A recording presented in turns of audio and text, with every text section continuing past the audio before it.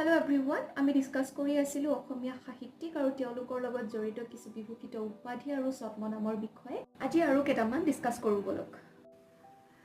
কথা শিল্পী কোন গৰাকী সাহিত্যিকৰ বিভূষিত উপাধি বাৰু?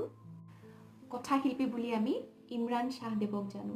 আৰু আপোনালোকে জানেনে তেখেতে ঈশান দত্তা, অনামিকা বৰুৱা, কুম্ভকৰ্ণ, অনিমেষ বৰুৱা ছদ্ম নাম লৈ তেখেতৰ বহুতো লিখনি লিখিছিলে।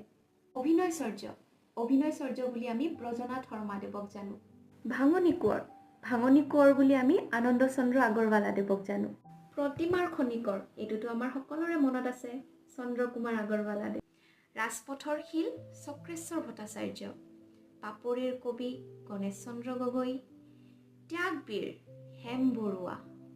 অগ্নিকবি কমলাকান্ত ভট্টাচাৰ্য। বীৰবালা কনকলতা বৰুৱা। অতীন্দ্ৰিয়বাদী কবি নলিনীবালা দেৱী।